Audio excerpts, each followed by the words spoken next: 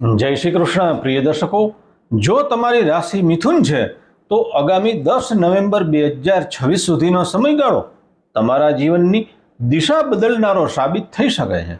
26 જુલાઈની મધ્યરાત્રિએ ન્યાયના દેવતા શનિદેવ વક્રી થઈ ચૂક્યા છે, એટલે કે ઊંધી ચાલ ચાલવાનું શરૂ કર્યું છે। જ્યોતિષ શાસ્ત્રના નિયમ અનુસાર જ્યારે પણ શનિદેવ વક્રી અવસ્થામાં આવે છે ત્યારે એનામાં ચેષ્ટા બળ એટલે કે આંતરિક શક્તિ ખૂબ એની વધી જાય છે। આ સ્થિતિમાં તેઓ જે પણ પરિણામ આપવાના હોય તેમાં 3 ગણો વધારો કરી દે છે। તો ચાલો આ અદ્ભુત અને શક્તિશાળી સમય તમારા માટે કેવો રહેશે તે વિગતવાર સમજીએ। પ્રિય દર્શકો, સૌથી પહેલા વાત કરીએ તમારા વ્યવસાય અને કાર્યક્ષેત્રની।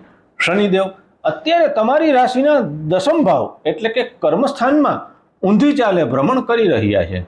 આ સમયગાળો તમારી નોકરી, ધંધો અને આજીવિકા માટે એક મોટો વળાંક સાબિત થશે।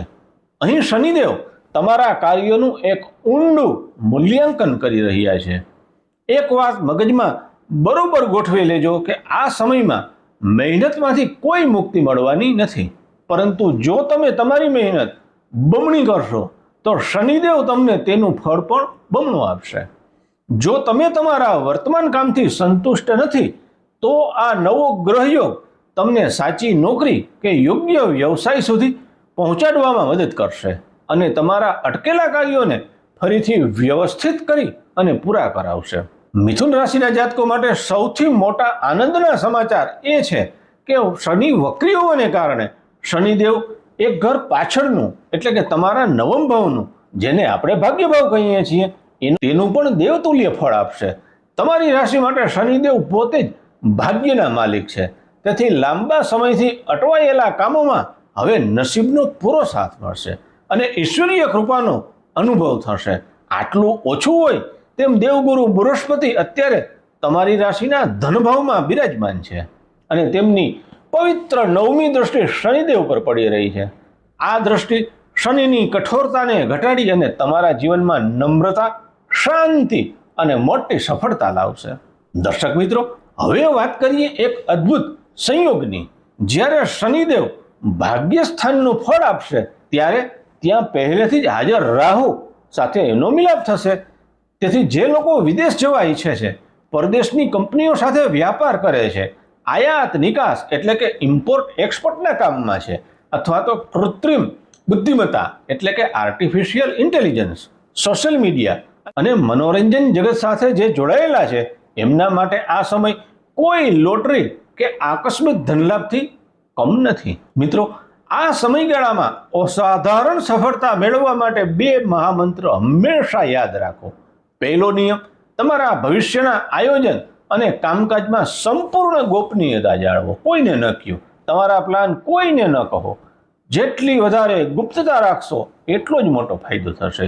બીજો નિયમ, જો કોઈ કામમાં વારંવાર નિષ્ફળતા મળતી હોય તો કોઈ ખોટો ટૂંકો રસ્તો એટલે કે શોર્ટકટ લેવાને બદલે માત્ર કામ કરવાની પદ્ધતિ અથવા દિશા બદલો।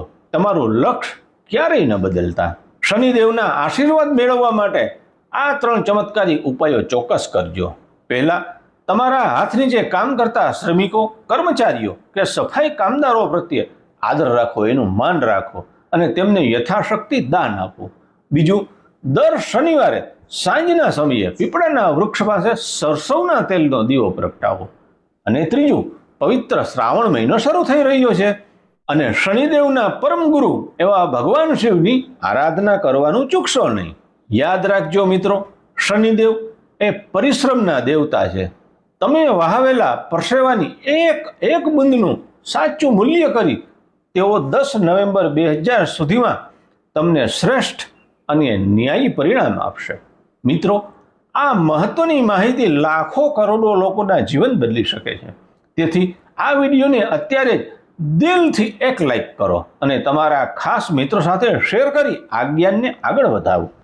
જો તમે મને ફેસબુક કે ઇન્સ્ટાગ્રામ પર જોઈ રહ્યા છો તો હમણાં જ આપણી આ સુંદર સફરના સાથી બનવા માટે પેજને ફોલો કરો અને જો યુટ્યુબના માધ્યમથી જોડાયેલા છો તો ચેનલને સબસ્ક્રાઇબ કરીને બેલ આઇકન દબાવવાનું બિલકુલ ન ભૂલતા, જેથી ભવિષ્યનો એક પણ વિડીયો તમારાથી ચૂકી ન જાય।